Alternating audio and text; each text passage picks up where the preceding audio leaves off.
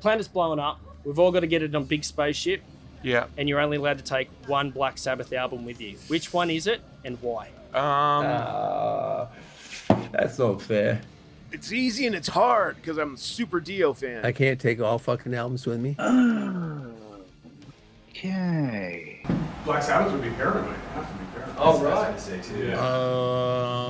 Masters of Reality. That's my choice as well. The first one too. Yeah. The very first one.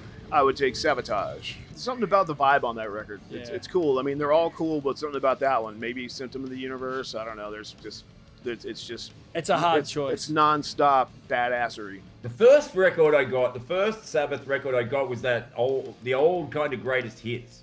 The one that's got, just all the Aussie stuff, all the early stuff. Yeah. And that was the first cassette that I had that my dad bought me. We used to listen to it in the car on cassette. So, I mean, it only seems fair that because it's got so many of the good songs on it, but it doesn't have some of my favorite songs on it, Kind of have to say that one because I've got fond memories of that, listening to it as a kid, We sold our soul for rock and roll vinyl edition, fold out. Yeah. With girl laying in the coffin, poster to put up on the wall. Got some good music, good quality record right there. You know what I mean? You're giving me the one record, one thing I got to take. I'm getting my music and my poster girl. Probably Paranoid. I got to take Paranoid, man. Because I listened to it 1,000 times as a kid. When I was learning how to play drums and wanted to be in a band, I fucking listened to Black Sabbath. I put headphones on and play along with it, Wait, is Iron Man on Paranoid? Yeah. Yeah. So fuck it. I mean, that's good enough, right? I would take Sabotage. All the records before that are fucking great. But something about that and every song on that record just resonated with me. And it's perhaps because it was the very first Sabbath record I listened to back to back. Listening to it, I was like, holy fuck, this whole record just smokes. Every song just smokes. And the words and the intensity of the music and it just sounds amazing. It's just like everything about Black Sabbath all into one. It will be Sabbath, Bloody Sabbath. I actually have 2 UK vinyl original of it in mint condition. Now I'm bragging about my record collection. Masters of Reality. Well, it's heavy as hell, innit? You got a little interlude with the little acoustic song number, the usual I Owe Me thing. The rest of it was like being hit over the head with a sledgehammer. Like, it's great. It's just Black Sabbath. It's got the song Black Sabbath on it.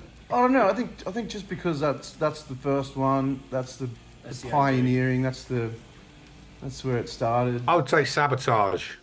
It's always been my favourite album. I mean that 1-2 at the start of Hole in the Sky and straight into Symptom of the Universe. But it's also got the diverse side of Sabbath as well, which is almost progressive. Born Again. I saw that tour, the Born Again tour, and I believe that was the first concert on the tour. AK was the first concert with Gillian on vocals.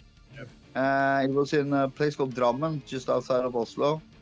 And I remember that they played so loud that the intestines was shaking around in my body. I'm thinking, what the fuck? Never experienced anything like that.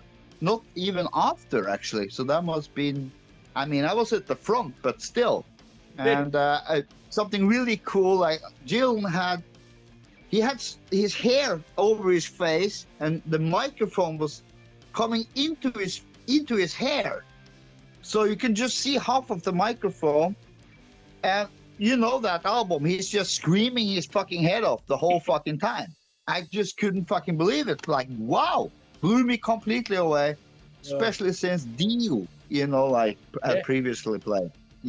Those 2 records. It's hard to pick, so I guess Born Again. Fuck it. Sabbath, Bloody Sabbath. Oh, good answer. Yeah. Tony was such a pioneering guitarist and a visionary musically. Yep. And what makes him so interesting is, he pioneered the idea of a riff becoming part of the song in a way that was almost atmospheric and cinematic. Yep. And I think we really all understand that now, especially those of us who love metal. But then in about 74, 75, Tony starts to take this kind of artistic turn. Yeah. it's almost alternative Sabbath if you really look at it. And I think that's why Sabbath has so much street cred with alternative musicians and even rappers and stuff like that. There's this other Sabbath. Because early Sabbath is more bluesy, heavy, doomy. But like somewhere in there, it starts to get really out there, and that's the Sabbath I love the most. Black Sabbath question. Why don't we do the Black Sabbath? Let's question? do it. Okay, so